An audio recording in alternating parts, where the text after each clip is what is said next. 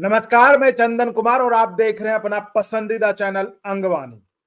17 नवंबर का दिन बस एक दिन बचा है और अब आखिरी तैयारी में जुटे हुए एआईएनपीएसीएफ के लोग, जिनका कि कल बहुत बड़ा कार्यक्रम दिल्ली के जंतर मंतर पर होना है ओल्ड पेंशन की मांग के समर्थन में। तो हमारे साथ दिल्ली एएनपीएसएफ के अध्यक्ष विनोद यादव जी जुड़े हुए हैं। उन्हीं से हम जानते हैं आखिर 17 नवंबर को लेकर तैयारी क्या है, कर रहे हैं। विनोद जी, बहुत स्वागत है आपका।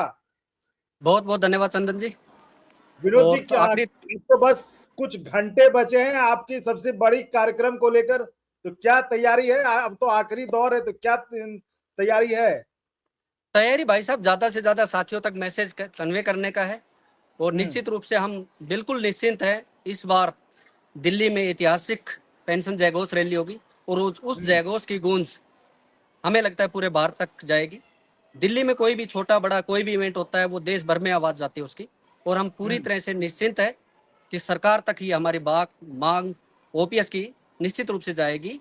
और कल आप खुद देख सकते हैं जंतर मंतर किस तरह से कर्मचारियों की एकजुटता का एक मैसेज देगा। तो एक बार आप कार्यक्रम के बारे में बता दे, ताकि जो व्यूअर्स समय जिनको नहीं पता हो कल क्या कार्यक्रम है आपका, 17 नवंबर को क्या कार्यक्रम, वो पता चल जाए। 17 नवंबर को जंतर मंतर दिल्ली में समय 12 बजे।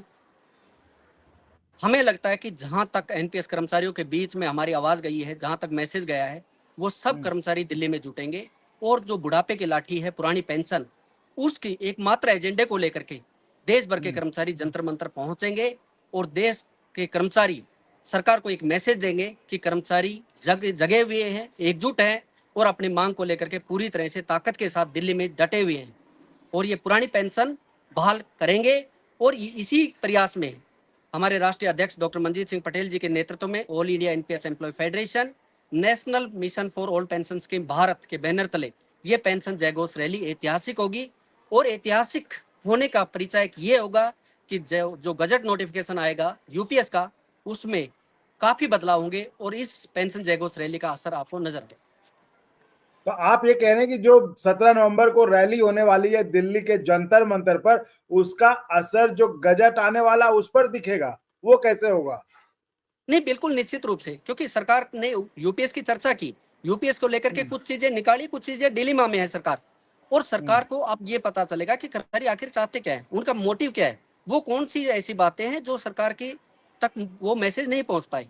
उस चीज को लेकर के निश्चित रूप से जो हमारी मांग रहेगी, क्योंकि हमारा सरकार गारंटी देती है यूपीएस में 50% प्लस डीए की बात करती है, लेकिन हम बात करते हैं हमारा कॉर्पस क्या, हमारा कॉर्पस जो है वो हम चाहते हैं विद इंटरेस्ट हमारा पूरा मिले। हम ये नहीं चाहते ग्रोथ 6 महीने की मिल गई या 1/10 मिल गया कॉर्पस, हम ये चाहते हैं हमारा पूरा कॉर्पस है वो विद इंटरेस्ट हमें मिले। ये मांग पूरी हो जाएगी, निश्चित रूप से ओपीएस मिल जाएगी। फिर सरकार की इच्छा है उसका नाम एनपीएस रखे, ओपीएस रखे, यूपीएस रखे, हम तो कहते हैं चाहे नरेंद्र मोदी पेंशन स्कीम रखे, हमें कोई दिक्कत नहीं है, हमें वही बेनिफिट चाहिए जो ओपीएस में।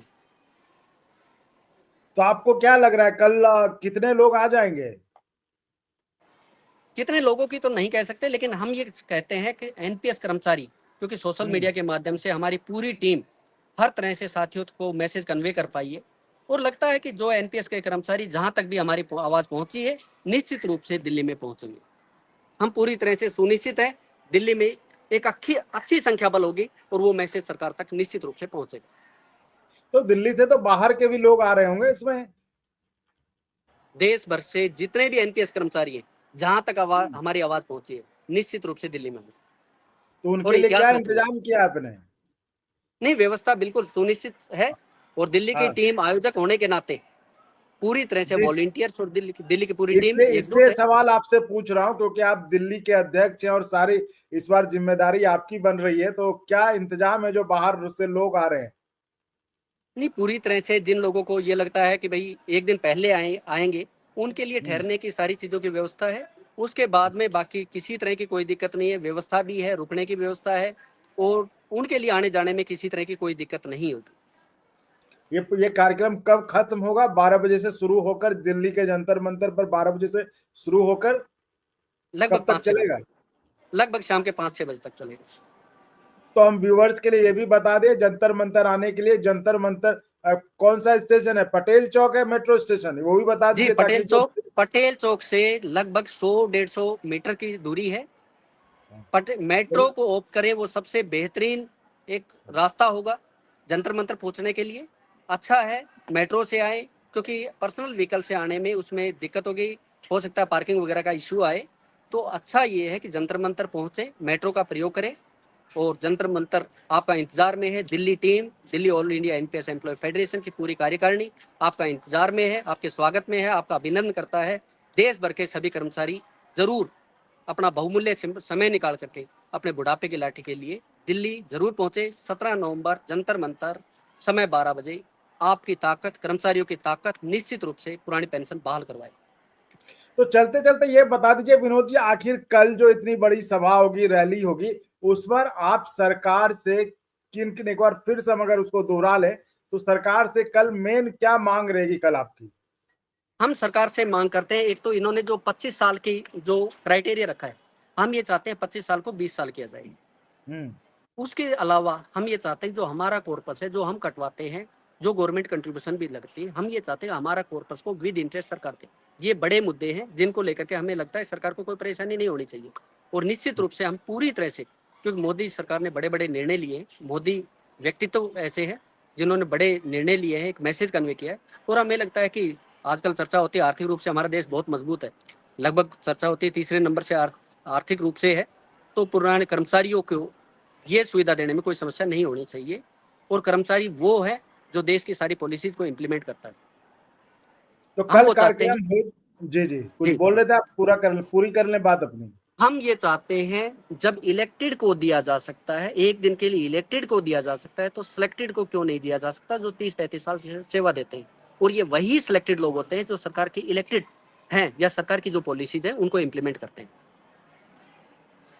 और अगर कल रैली के बाद आप क्या आपकी रणनीति, मान ली सरकार ने मांग नहीं मानी, सरकार तो चूंकि यूपीएस के लिए कमर कस कर तैयार है, उसने तो 12,000 करोड़ का बजट का भी प्रावधान कर दिया है यूपीएस लागू करने के लिए, फिर हमारा जो मेमोरेंडम है हम सरकार तक पहुंचाएंगे। मेमोरेंडम को लेकर के सरकार की क्या नीति रहती है, क्या उसका आउटकम आता है, उसका हम इंतजार करते हैं। उसके बाद में जो हमारी कार्यकारिणी है, मंजीत जी के नेतृत्व में जो भी निर्णय लिया जाएगा उसके बाद आगे बढ़ेंगे। अभी फिलहाल इसके बारे में ज्यादा चर्चा नहीं कर पाएंगे। जी, तो बहुत बहुत धन्यवाद विनोद यादव जी। चूंकि आपके पास समय भी कम है और आपको आखिरी दौर का जो तैयारी उसमें आप लगे हुए हैं, तो इस बीच आपने समय निकाला, इसके लिए आपका बहुत बहुत आभार, धन्यवाद।